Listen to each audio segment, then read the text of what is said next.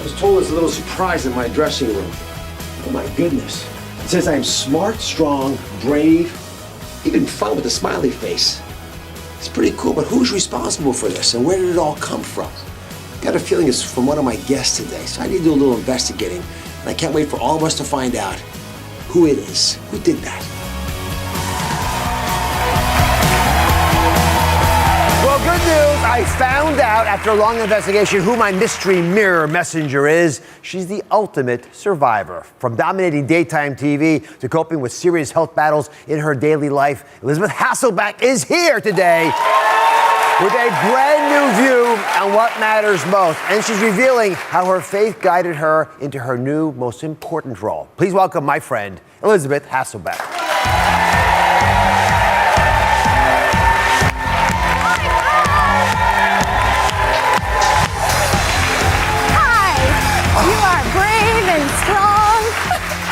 Creative and fun and wise and joyful. What else could I put on that mirror? Brave. Hi, you put brave there. Don't forget that. Brave. You are brave. Well, I'm kidding about that. You're brave to sit with me. Well, you kind of come visit with it. Thank you for decorating the mirror. I'm curious where the idea came from. You know what? I think that, and maybe it's true for men too. And it must be, right? Because we're all human and imperfect, and we have those weak moments. But I started doing it for my kids and realized that I needed it, because I think the moment you step away and even step into that mirror, like, lies can sneak in.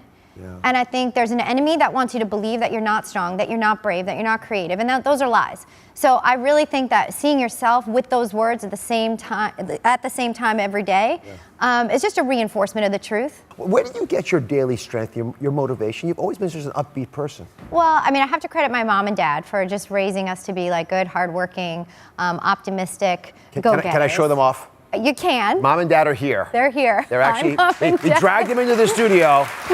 There they are.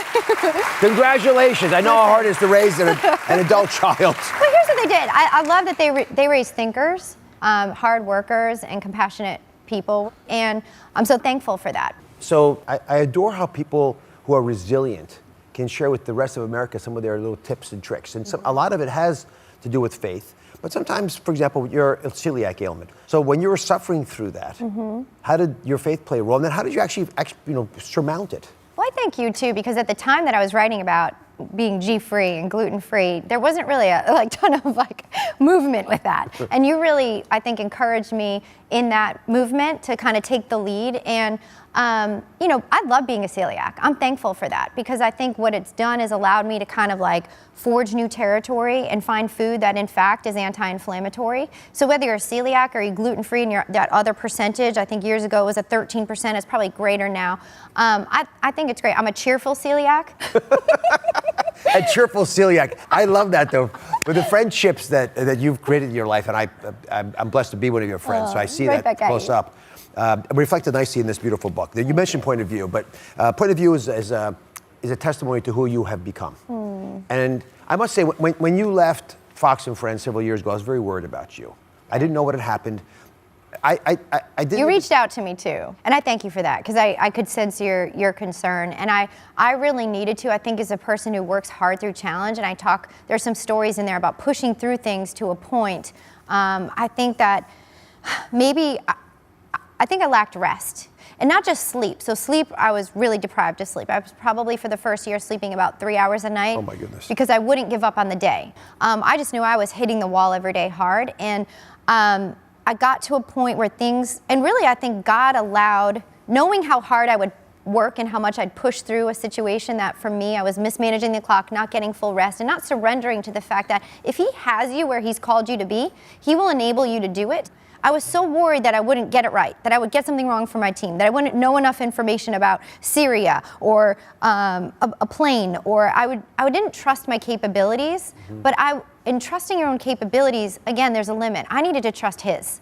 And so I wish I had figured that out before I burned out, but I burned out first. But God was kind, because He let that happen to lead me where ultimately I think He knew I desired to be.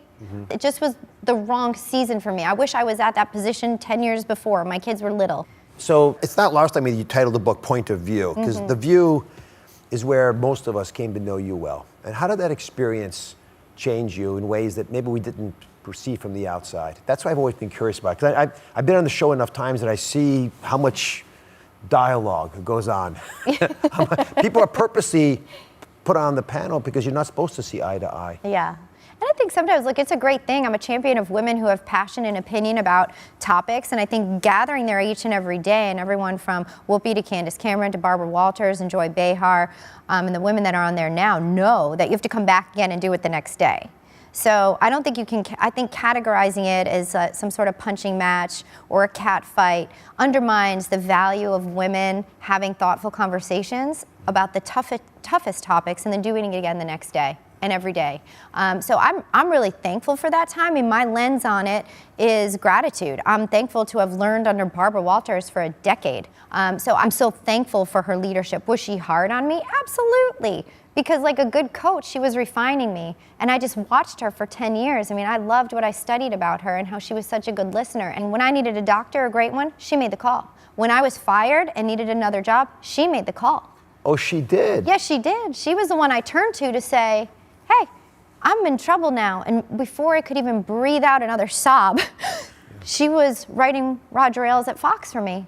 So I would not be where I am today without her. So in the toughest of moments, I turned to Barbara. And I would also say, Whoopi Goldberg and I, in terms of having a point of view, we haven't always agreed on topics.